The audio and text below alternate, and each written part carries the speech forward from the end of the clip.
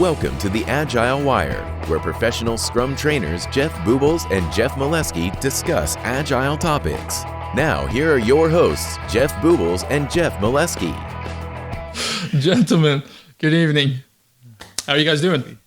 Good. Good. We're coming off a weekend. Nice long weekend, and it's Monday. How was the weekend? For me, good. I coached the last flag football game of the season for padded flag football for my kids, and so that was fun. Nice. Goes fast, but I love always. I was talking about it on our podcast, like the similarities from coaching, youth sports versus coaching, teams and individuals and organizations, and there's just so many parallels. Oh, absolutely. What about you, Mr. Molesky? Just coming off a holiday with my brother-in-law and his family came in from Australia, so we took them on a tour of the U.S. We went to New York State, saw Niagara Falls, down to Nevada, saw Las Vegas, over to Arizona for the Grand Canyon, back home to Wisconsin. So just dropped them off last week, and then my aunt-in-law, we just dropped her off at Chicago yesterday, so she's flying back to India. So had 9 people in this house, and now we're down to 3 people. So back to a good level of population here. Oh, that's a packed week. Yeah, it was rough. And kids, man, I'm allergic to kids, and I had a bunch of them in my house, and it was just crazy town. Then you're here with 2 dads. This is going to be a good talk. Sander. I've got 3. How about you? What did you do this weekend, Sunday? Absolutely nothing. I still had some remnants of the jet lag coming back from Boston. That week was packed as well. The face-to-face, going to Atlanta, do some workshops over there, explore the city, explore the market. There was quite some things to do. But unfortunately, I have this annoying issue where, due to my kids, I can tell, I have my biological clock. And even though I'm on the other side of the world, and with the jet lag, I still wake up at 6 a.m. Dutch time. So that did not help me. So I was recovering from that. And that's it's fun to see how such a jet lag and being deprived of sleep, how that tends to work on your overall feelings. And that's a nice segue into the topic of today, that sense of psychological safety in the work environment. So if I'm deprived like this of sleep and having that jet lag, I definitely feel less safe at work, at least to be open about stuff. Maybe more emotional. That's a better word. Not necessarily. You may be triggered more too, right? Small things that you would let go, or give people space or empathy on. You don't, because you're in that deprived sleep state, right? So absolutely, yeah. But the same with you guys, with your coaching, with their football coaching, same thing. You need a lot of psychological safety there to properly work as a team. I know. Look at the PSM1 exercise where people define what makes a great team. Psychological safety, I know, at least in mine, is usually one of the biggest ones coming back. How is that with your courses? Yeah, I think it's a big part. It's a hard, it's an easy thing to talk about. It's a harder thing to do in practice. And so I find that we talk about it in the classes. People are like, yeah, I agree with that. No one's going to tell you they don't agree with it when we talk about it from a classroom setting. But then you get into certain spaces and you can definitely see it's not there. And it can manifest itself in many different ways. Like maybe the team makes a small change to the process, and then all of a sudden there's people outside the team that are debating that, or wanting them to switch that, or judge to conclusions. Like those are things that I see often. Or there could be something like, I don't know, maybe people just won't give feedback. The meeting after the meeting is a very common thing that we see here in the U.S. So we have a meeting, everyone's like, yep, we're good. And then 5 minutes later, everyone's like, hop on a call, let's talk about that. And that's where we give the real feedback, but only when certain people in the room. So I don't know, those are all practices that I would say, they're good things to start to think about avoiding, and try to give that feedback in the moment. And maybe there's definitely cases like in a mentoring situation, like we have a meeting. I always do a meeting after a meeting in those cases with Scrum Masters or coaches that I'm working with or product owners. But that's more to teach them meta level what I was doing when I was facilitating. It's more about that than dealing with a conflict that wasn't addressed inside the team, or inside of the event or whatever we were just doing. What's that reluctance to speak up about this in the actual event? Why have even more ways afterward. So we're not Dutch here. We are in Midwest nice. Like, we have this thing here in the Midwest of the United States where we talk very kindly and nicely to people when we're face to face, and then when they're not there, we don't. We maybe don't say that, or we don't feel that way. We have a hard time giving tough feedback. I think for the most part, a lot of people really struggle with conflict. They don't grow up seeing it. They don't know how to manage it, and so it's a learning. It can be a learning curve, definitely, even for adults, of how to deal with conflict. I see that often. What do you think, Jeff? Do you see that same thing, or do you? I mean, you have your family here from India, right? Like, just a few days ago. Like, how do they deal with conflict differently than we deal with it here in Wisconsin? Yeah, I was actually just thinking about this last night. If you want to see like the worst in humanity, go to the departure area at the international airport, because like, and I'm only being half cynical when I say this, but like, different cultures have different values and they interpret interactions in a very different way. And all of a sudden at I'll speak for Chicago International Airport, right? Like, my family was flying out on Emirates. They're going to India. And so a lot of Indian individuals there, and they just have a very different culture. Like, they're very comfortable getting up close to each other, right? There isn't that like safe space between bodies, all right? And that's just part of the culture. And again, I'm making broad brush, so I don't want to trigger anybody with some of these statements. I would say they're probably more apt isn't the right word, almost aggressive with the way that like they move in and they will go after something. But that's just part of the culture. Like, when there's not abundance, like, you have to be, selfish is the word that comes to mind, but it's not like a mean type of selfish. It's like, this is my opportunity. If I don't go after this, nobody's going to just hand it to me, right? And so there's just this stirring pool of these different ideas, this diversity. And I think that's like, there's pros and cons to that. Now, bring that into the workspace, and all of a sudden we talk about diversity. We want diversity of opinions, perspective, mindsets, and all of that. Culture is certainly part of that. But to what we've been talking about with psychological safety is, if we don't have a safe space, we might jump to conclusions with the way that people are behaving. Jeff, you were talking about that Midwestern nice. Just wanted to clarify a little bit. It's not necessarily two-faced, which I think we could have interpreted like being nice to somebody in person, but then going and talking shit behind their back. Like, it's not that. It's just, we're not very conflict prone, right? We're very accommodating in the way that we approach things. And that's very different than an East or a West Coast, even in the US, right? Mm-hmm. Yeah, when you get into a retro here in the Midwest, like, you really got to dig and ask a bunch of questions and give space for people to like sit with the conflict or deal with the conflict. And it's not going to be like, I don't know.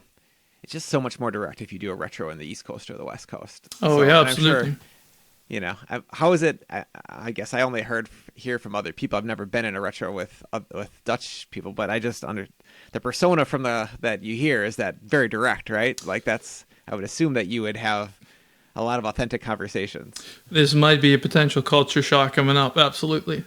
I do think it's very interesting to hear about the gap between both of you. For instance, dealing with different cultures, we want to have psychological safety. We want to be able to bring our whole selves to the workspace. Yet we do not want to go into conflict, and therefore we are enabling ourselves to not to bring that whole self and to minimize the psychological safety. So what should we be doing in getting a step further? I mean, if you would participate in a Dutch retrospective, a very blunt, direct, outspoken Dutch meeting, they'll say anything what they think at that point, not to be demeaning or not to be mean in general, but there is just no discussion, no debate, no difference in interpretation possible. They will be direct. If they think you suck, or at least your work sucks or your behavior sucks, they will tell you. Yeah, I think one thing that definitely helps is having a shared goal, right? So if we're all just kind of working as individuals, but you suck, it's like, I can just deal with that and it doesn't really matter. Like, it doesn't really affect me that much. So shared goal, and then some like accountability towards that goal. And then I think those things help as one thing. Also, getting to know people as individuals is another thing that I tend to do. And so just getting to know them, starting off with like a check-in and having something be more personal and just different events or meetings, not just the retro, but that's something that I've done. I mean, it's actually funny in the virtual world here. There's been times where we get on and like, you're like, how do we work with these certain people? Because like their audio doesn't work. Their cameras don't work. They can't even, how do we communicate? Like if we can't get by that barrier, then we can't even, how we can have conflict. So it's like making sure people have good audio, good video, they can talk, they feel okay to talk. And once you get that started, then I think just, making sure everybody's talking early and often in a meeting and make sure it's focused on the problem and not on an individual. And so one thing that I talk about too a lot with teams as I'm coaching them is like, what words are we using? So if we use pronouns like I, you, instead of like us and, things like that, or our, like more team ownership, like pronouns, that definitely changes the conversation. When it's our problem versus it's your problem, the testing team isn't getting this done, the developers aren't doing this. When we start talking about people in that kind of respect, and not like we as a team aren't delivering, how could we get faster? Like we just have these big handoffs. Like that would be a different way to phrase that question. And it makes a big difference, I think, of how people look at it and how they look at that problem. One tactical thing, and we've got from Bob Gallen, who was on our podcast not too long ago, and he was talking about his book, Badass Agile Coaching. And when he has conflict, he oftentimes takes it, writes it on a board or someplace visual, and then stands both people so that they're looking at the problem and not looking at each other. So then the conflict doesn't go between the two people. It's like both of us looking forward at the problem. It's simple. You think, oh, that wouldn't make much of a difference. But in practice, as I've applied it a few different times, like it does make a difference. It definitely level sets the conflict level and the tension level when there is something that's kind of hot to talk about. Yeah, one other thing I want to add in there and kind of make it explicit, like I think it was implicit in a lot of what you were just saying there, Jeff, but really focusing on attacking problems and not people, right? Like it's not a person who is the problem, it's the behavior that is being displayed that's the problem. And so if we can decouple the behavior from the person, I think we're going to have a lot more productive conversation about ways to remedy the issue, because it's no longer Jeff Boobles is the problem. It's, hey, Jeff, when you're late to the daily scrum, here's the issues that come out of it, or the dysfunction that we're seeing. How can we rectify this situation? How can we change that behavior? Yeah. And for that, I always try to work with the coin feedback method. So connect, ask people, hey, I have some observations that I want to run by you.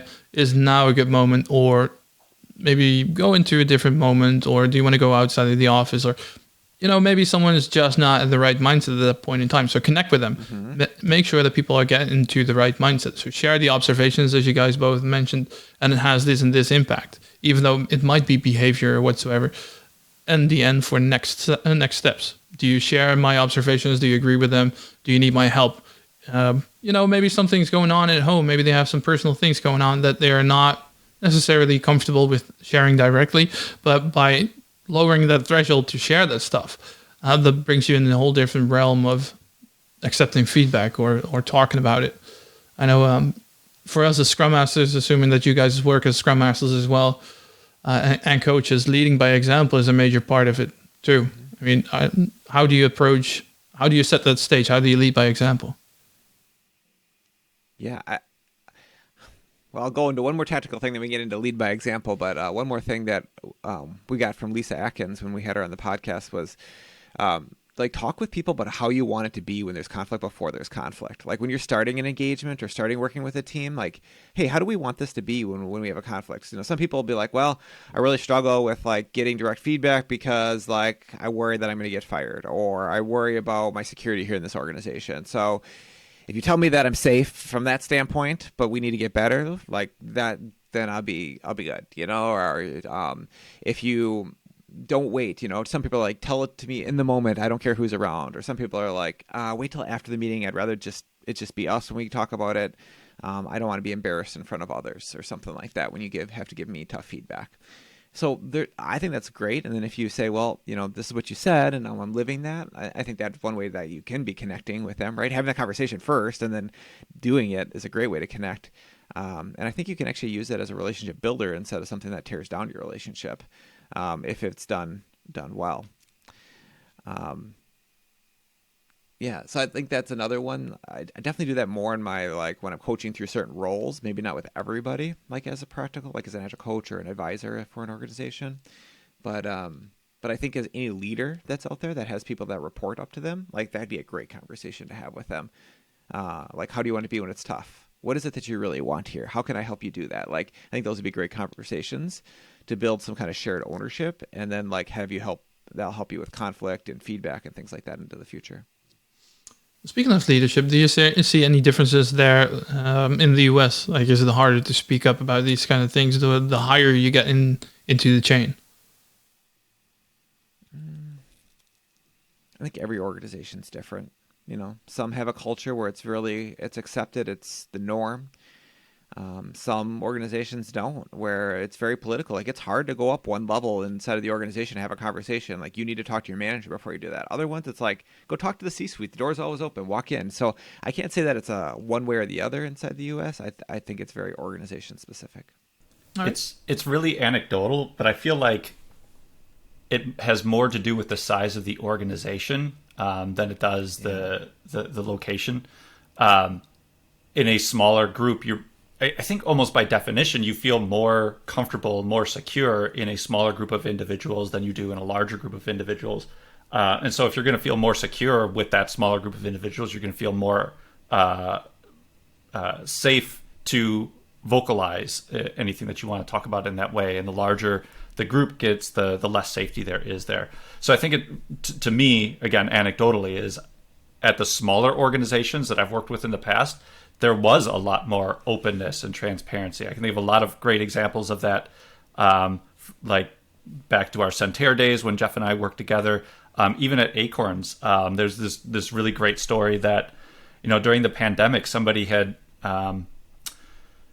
spray painted something to the effect of "silence is violence" and "Noah, you've got to speak." So Noah is the CEO of the company, and at a company all hands, like, he gave some really passionate feedback on that topic. I don't want to say exactly what he said, but it was very clear that he gave a damn about what had happened. He gave a damn about the employees, and he was very comfortable speaking with his emotion and how he felt about it. And there was a great dialogue, from, not that there's tiers, and I don't want to paint it as a tier, but like new junior software developers were giving feedback to the president or the CEO of the company. And like, that was fine. But I don't think I would see that at a 5,000 person company or a 1,000 person company or something like that. So I do think that size has something to do with, or is a component of that conversation. Well, I'll say that I think culture follows structure. And so if you want a culture of openness and bringing your whole self to work, then you need to put structures in place that allow for that. So when we were at that one company I mentioned, Sander, every Friday there was a 15-minute call with everybody in the organization, and you could ask any leadership would give an update of like what was happening from the company level, maybe 5 minutes or something, and then anybody could ask any question they wanted to. You could just unmute, post it, and then the leadership would deal with the question, and everybody got to hear the answer. So it was like an open forum every week. So the rapid feedback loop, in that it's weekly, not like monthly or quarterly, and that like they had to think about stuff on the spot. I think that gives you transparency of like, yeah, you can ask the question here, or you can come to my office. Like, we want these things, and they never shut people down for like asking a question. They might be like, we need to think about that one, or like, we'll get back to you on it and stuff like that. They may have deferred or tabled it at times, but they didn't. And most of the time they did deal with it. And so just kind of brought that up as a, that's the culture here. Like, we have transparency and we deal with issues when they come up. So I don't know, like, what are your thoughts, Jeff? Like, I think those are certain structures you can put in place, even when you're big, to help promote that level of, collaboration and put down those walls, the silos that tended to grow up. Yeah, I was actually going to ask Sander for your perspective on it. Like, as we're having this conversation, it started with like, hey, is this a culture thing? To Jeff's point, is it a structure thing? What is your perspective? What are your observations? I think in many cases it's a wild growth as well. Same as with the question, how do we define self-management? Organizations tend to forget to think about what's our ideal culture. How do we want this to thrive? Where do we want to be? What kind of place, or how do we want to demonstrate our values? organizations, I feel, get caught up in the daily business and therefore skip these kind of things. And it just becomes sort of a free-for-all, if you know what I mean, if that makes sense. But if you really think about what's unconscious, to like what's happening because they're so busy on the tactical stuff. I think so, and especially with scaling, where you see a disconnection between the higher management and the teams doing the work. While there is so much more value in that, not just on the connection level or on the feedback level or the psychological safety, but going into the project management or the product management vacuum as well. Like, this is where we want to be as an organization when it comes to our mission and our vision, and how does the work of the teams, like the sprint goals or the product goals, and how does that relate, and how do we fill that void? It's the same with the more interpersonal stuff. If as a CEO, taken in the most extreme example, if you can say, I've made mistakes as well, I don't know what's going on, I would like to have your feedback, or this is how I messed up, this is where I would like to get your input, and so on. That does so much good on the mental health of people in the teams. So coming back to your question, Jeff, sorry for the very elaborate answer. I don't think it's necessarily a conscious thing, but it's more of a wild growth because of the daily business, not thinking about what's the culture that we want to achieve. A great example of that, I feel, is Dan Price. I'm not sure what the company is that he works for, but setting that financial compensation basically the same for everyone, so you don't have that the CEO is way above the rest, and he treats his people like he wants to be treated, not just in a financial position, but the same with behavior in general, and I think that's super powerful. Yeah, there was something you had brought up. Well, a few things that you brought up inside of there. One was the values conversation, which of the two of us, I'm the more cynical one. But like I always feel like those values conversations at big companies are just bullshit. Like maybe you hear about them on day one when you're going through the hiring or the onboarding process. And then maybe at a quarterly staff meeting, somebody will bring it out because, hey, these are our company values, but that, like, you never hear about them in any way, shape, or form. And so they really just become meaningless at that point. But something else you had said inside of there is, while I appreciate the humility and the humbleness of a leader coming out and saying, hey, I want your feedback. I would love to, I've made mistakes and blah, blah, blah. Unless they're telling you how to provide that feedback, I find it very disingenuous, right? Like, if you're the CEO or you're the leader of a company and it has more than 50 people inside of it, so let's say it's a typical 250-person organization, like, what are you supposed to do? Like, send an email over to the CEO? Is there a Slack channel sent up? Is it carrier pigeon? Like, how are we supposed to actually engage in conversation? And I'm willing to bet that never happens because the door was never opened to actually tell you how to have realistic feedback with each other. Yep. So I think it's a good first step, but unless you actually have the processes in place, the structure, to Jeff, what you were just talking about, like that's just so meaningless to me. That's just fluff. Mm-hmm. I think you have to have those structures. And I think another powerful thing you can do is have stories. And you can't tell a story one time. You have to tell it over and over again. Like, certain organizations have certain stories that get told over and over again that kind of like tell you about their culture, tell you about their values. And so if you have a value of courage, tell me about how you live the value. Tell me about how we celebrate that. I had one team that I worked with one time, and they were really into servant leadership. We went through this little workshop, and they were like super excited about it. So they took the 12 values of servant leadership, and every sprint they had, like, that was their like setting the stage to the retro.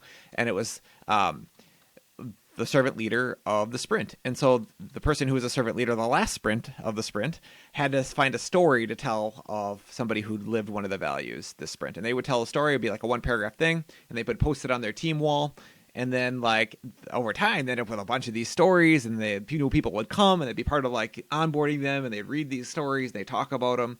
And it just became like more and more of that was lived every day because it's something that we told stories about and something we celebrated. And so I think you can do that with almost anything. It's just you got to do it regularly and put a structure in place around that to help you do that. And so those are conscious decisions to like invest in your culture, and make the time and space for that I think you can do inside of an organization. So you can start small. Like it could be one Scrum team doing this. It could be, if you're a leader, it could be your team that reports to you. If you're a senior manager in some organization, like maybe you have multiple teams and managers doing this. So it could be lived many different ways. It reminds me, I don't know if it was ever part of the PSM one or if it was just another practical that we did during our training at previous jobs. But anyway, there was this awesome little facilitation exercise around just imagining a team that you want to be a part of. Like, what does the day in and day out look like for that team? Why are you excited to come into work every day and work with this team? And kind of drawing it back to where we started the conversation with psychological safety. Like, that to me is a very, that tactical thing that you were just talking about there, Jeff, is a very practical way of making it feel like not only are we going to welcome other individuals, but we're going to celebrate the things we want to see in each other. And we're going to make it part of our practice to not only highlight these things, but that is literally part of the onboarding process. When you are a new team member coming onto our team, you're going to revisit all these stories of awesomeness that we have had with each other so that we very clearly set the expectation with you. This is what it means to be part of this team. This is what we expect from you as a team member. And this is what you should expect from us as a team member. I think even that would be a great foundational piece for psychological safety, clearly setting expectations up front and warmly welcoming a new person onto the team. So creating a definition of awesome. I love it. A definition of awesome. That's what we need. Let's stick to that. We've been discussing bringing our whole selves as well. What does it mean to you guys to bring your whole selves? Because that seems to be open to interpretation still. So for me, it means that you bring you're not a different person at home than when you are going to work. Now you might have a different filter in certain situations, and you still gotta say certain things or maybe approach problems in a little different way, but you're the same person. One thing that I do with teams is, I personally like using DISC, but not for DISC being pigeonholed for one thing. It's more like it's a language that people can use to say, I agree with this and I don't agree with this, or I would modify this. And it's a way for them to talk about themselves and inspect themselves with the team and talk about how they want to be treated, how they like to work, things like that, what they favor, what they would like to avoid. And I think that helps the team to really get to know each other and gives them a language for it. So that's one thing. And when I do a DISC, there's this adapted versus how you are at home. And so with those are very, very different. Then that means you're kind of being a different person. And so the one that I use there, that's just I guess it's a sign that, something's not right here. You're acting drastically different than you would at home. That probably takes a lot of energy from you. You're probably getting very wore out from work. So just that's one way that, I use that as a know if that's happening. But really bringing your whole self to me is you're just, there isn't a different. If a friend meets you from your personal life and a friend from work meet each other, they're meeting the same person, and they would recognize that person in a neutral context. I can't recall the book that I'm reading right now, but in the introductory of it, it had articulated. I'm going to butcher it, but it essentially was talking about two different types of characteristics that you have. You've got the characteristics that you put on your resume. And then you've got the characteristics that are going to be spoken of you at your eulogy. And for me, it really struck a nerve because I was like, what I want to be known for is, if it was on my tombstone, it would be something like Jeff Molesky cussed a lot, but passionately cared about people, right? And that's who I am. And, I do speak like a drunken sailor, right? I cuss, it's 3.6 cuss words per minute is my average, all right? But I also truly, deeply give a damn about people. And that's what it means for me to be my whole self and bring that into work, all right? And also understand that you can hold more than one perspective in your head at a time. You can say, yeah, Jeff has got a foul mouth, but he's also really good at his job, or he really cares about people, or whatever, fill in the blank there, right? People are multifaceted, and there can be pros and cons, and there are pros and cons to individuals. Let's just accept that, all right? As long as there's more pros than there are cons, get the fuck over it, okay? Life goes on. we're gonna be good. Like, let's just do awesome stuff together. Just think about it from like Jeff's perspective. If he spends all his time trying to hold his tongue and not like swear, he's not thinking about your product as the product owner. He's not thinking about how to position this best in a marketplace.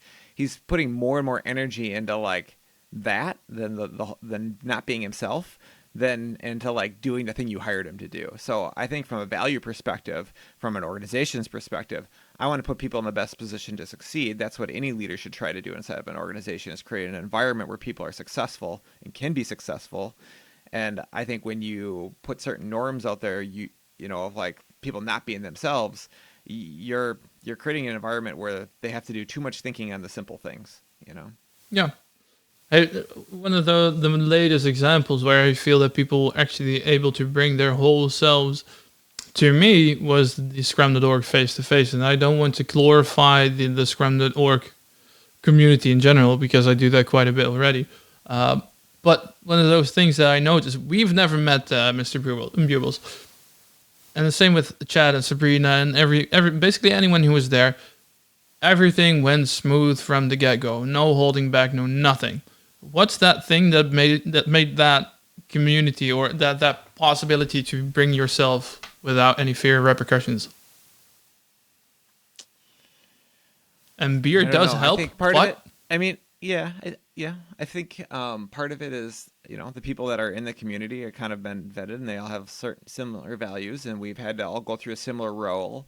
So walking in, everybody inside of that room, you know, they've gone through a certain process. You know, they know what they're talking about from a technical standpoint. Like they're very good at whatever, you know, from an Agile Scrum perspective. They know their stuff. We don't have to even debate that or think about that. And so now it's like, what's the problem that you want to solve? Like, what's the biggest thing? How could I help you with that? How could you help me with my problems? And it just, I don't know, we come to that face to face with a mentality of like, I want to give and get help. And I think that's just maybe who we are as a community, but I don't know I think it's part of it is shared values, and, you know, we have a shared goal. And so I think that helps a lot. And maybe there's just, I don't know, for whatever reason, there is built-in trust. Like, I just feel like anytime I run into somebody, if they told me they're a PST, there's an interest trust. I know, like, we're on a certain level of, like, we agree on certain baseline things. And so I think that makes a difference.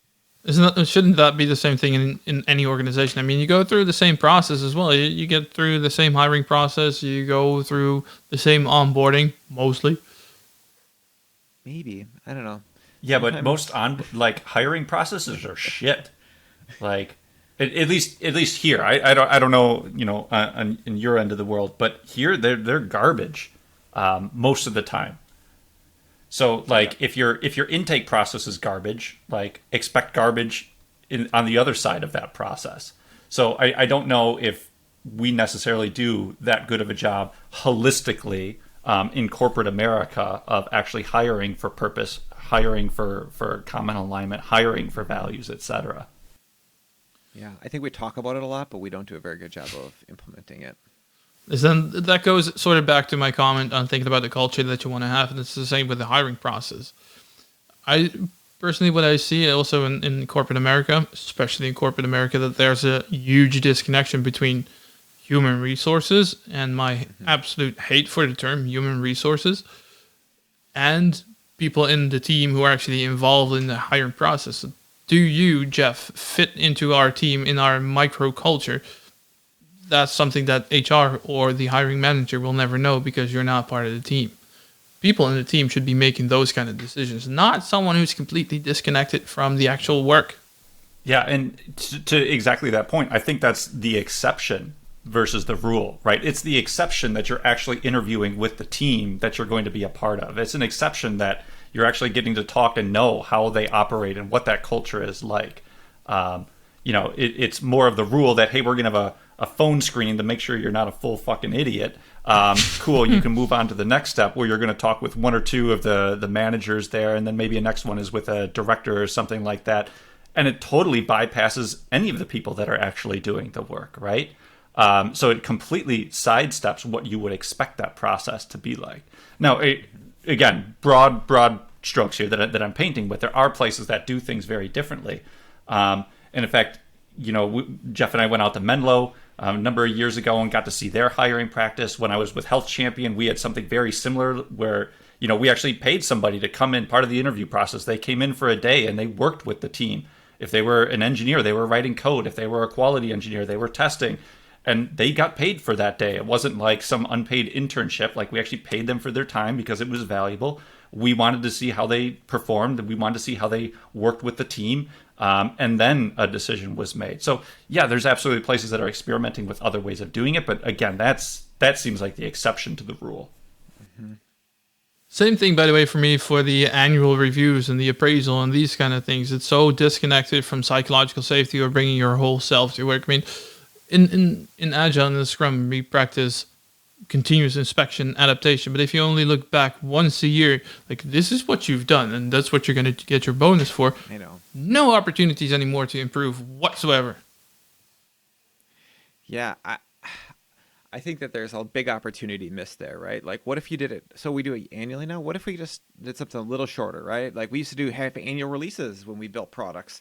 Like, we used to have Windows 98 and Windows 2000, and maybe it was every 2 years we would do these things. And I guess companies have done that too, where it's like, oh, it's a tough year. We're just going to skip that, that part of the year. You're not give anybody any raises for a year. But like now, where it's more continuous, but could one step be quarterly? Like, what if you just did quarterly? Think about that, people out there. Like, what if every quarter there was some type of feedback mechanism where it's like, hey, did we hit our goals? Did we make progress towards them? What do you think? Or we have this much budget for this now, depending on what happened. We have a quarter has gone by. You worked with this team for a quarter. Hey, maybe we should decide as a team where that money gets distributed. I think that'd be a great idea. Give the money to the team. Let them figure out how it gets distributed. Also give them the transparency of what everybody else makes. I mean, it very easily could be like there could be a big salary discrepancy. At least that happens a lot here in the U.S. with certain minorities and sometimes women. Like they don't like to talk about it, but it does happen. And so, like, making that transparent, like, the team will correct that. I guarantee they will if they see it. Those are things I would be thinking about, is how do you have shorter term goals? Because then you can see the benefit and you realize that faster, and people will work harder towards it. It's just like exercise or working out or anything that you do like that. Like, I mean, if you didn't see the benefits for a year, how would you stay with it? No, like, you need to see them over a few weeks, like some small benefit, or you won't keep doing it. So, I think the shorter, the feedback loops we can have there, the better at this point.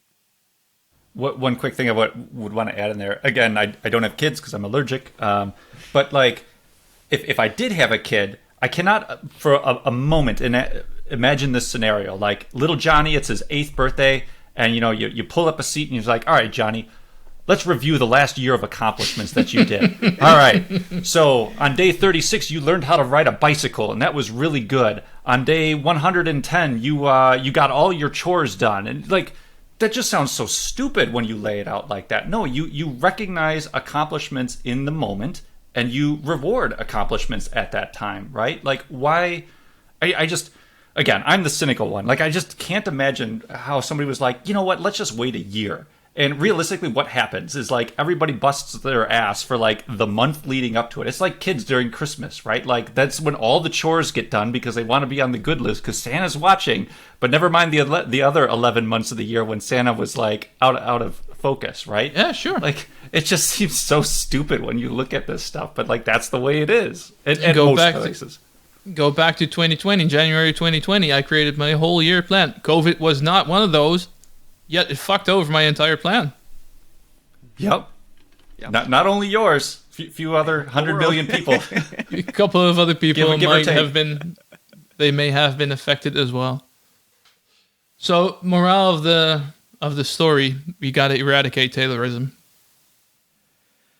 Well, I won't say eradicate. I just say that there's a time and a place for certain things, right? We have a lot of things in this world right now because of Taylorism, right? Like, we have a lot of material things. It's really progressed the way things have worked over the last 100 years. Right? We made some huge technology advances, but different types of work require different types of management, different type of leadership, different types of organization. And so best practices work when you're building something that's very repeatable. But when you're building things that are not repeatable, then we have to think about different ways of working. And there has to be more emergent practices. We have to really embrace things that'll lead to innovation. And control is not something that leads to innovation. Control leads to a certain standard of quality things being reproduced a certain way, but that's not what you want. A lot of times in product development, we want innovation. That's the thing where you're going to get the 100x, return on something. So I don't know, creating an environment that allows for that, I think is definitely a challenge, but it's very different than what maybe a tailoristic approach would have you do. Sure, it was very much exaggerated, of course. Everything has its I know, place. I give you a hard time. I'm just like, everybody bashes the Taylorism from an Agile community standpoint. I'm like, well, it's not all bad. Like, did get some pros from it, so. Oh, no, there are no best practices in Scrum and Agile. Hey, guys, looking at the time, unfortunately. All good, brother. I'm out. Yeah. It was great. It was great chatting with you. Thanks for having us on the podcast. It was a lot of fun. Likewise. Thank you for listening to the Agile Wire. We are consistently inspecting and adapting ourselves. We would appreciate feedback at feedback@theagilewire.com or on iTunes, Spotify, or Google Play Store. See you next time.